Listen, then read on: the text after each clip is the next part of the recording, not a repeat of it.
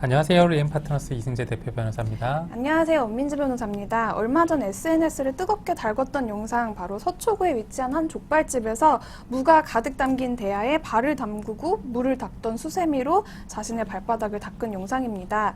이 가게 제대로 처벌받기는 할까요? 오늘 저희가 알려드리겠습니다. 얼마 전 알몸으로 일하는 중국 김치공장 직원 사진 때문에 정말 큰 충격을 받았는데, 이런 일이 설마 우리나라에서도 벌어지고 있었습니다. 손님이 먹을 음식을 씻는 대야에 발을 담그고 먹을 음식을 닦는 수세미로 자신의 발까지 닦는 모습인데요.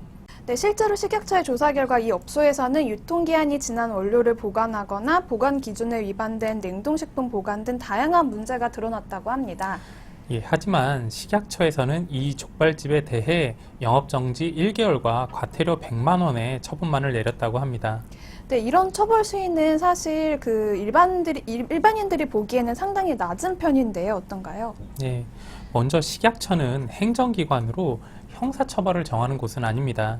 식약처에서는 법을 위반한 사항을 조사하고 영업정지나 과태료 같은 행정처분만을 내리고, 실제로 이런 위반 행위가 만약 형사처벌의 대상까지 된다면 이를 수사기관에 고발하게 됩니다.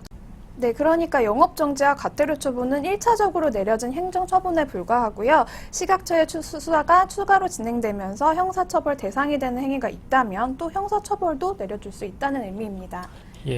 영업정지의 경우 위반 행위와 위반 횟수에 따라 정지 기간이 결정되게 되는데요.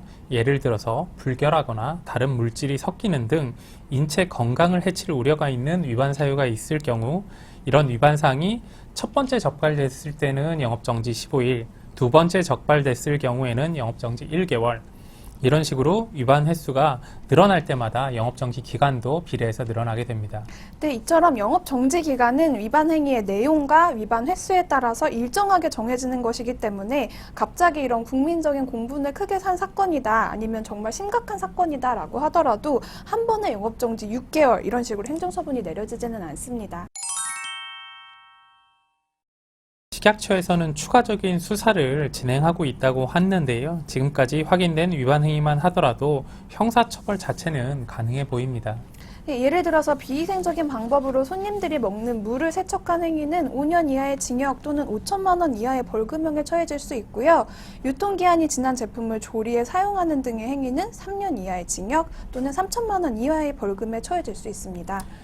하지만 이런 처벌 규정은 처벌의 상한만을 정해놓은 것이기 때문에 실제 처벌 수위와는 다른데요. 실제로 이런 경우 어떻게 처벌되는지가 궁금하시다면 법원의 판결을 찾아보셔야 할 겁니다.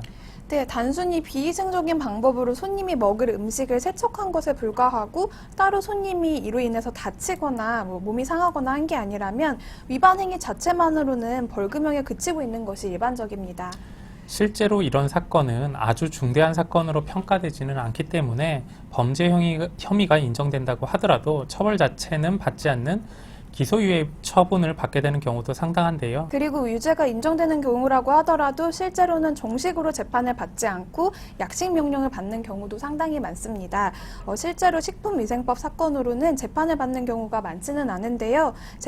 재판을 받는 경우라고 하더라도 벌금은 100만 원에서 300만 원 수준이 대다수입니다.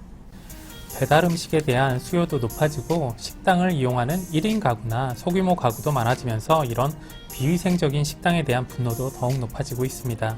하지만 음식점의 영업이 아무래도 소상공인의 생계와 직결되는 만큼 영업정지 기간을 과도하게 늘리거나 감당하지 못할 정도의 과태료나 벌금을 부과하는 것이 실무적으로는 쉬운 일이 아닙니다. 그래도 국민 건강을 위해서 어느 정도는 처벌 수위가 높아져서 안심 먹거리 문화가 만들어져야 될 것 같습니다. 네, 오늘도 궁금한 점 있으시면 댓글 남겨주시고요. 좋아요와 구독도 부탁드릴게요. 고맙습니다. 감사합니다.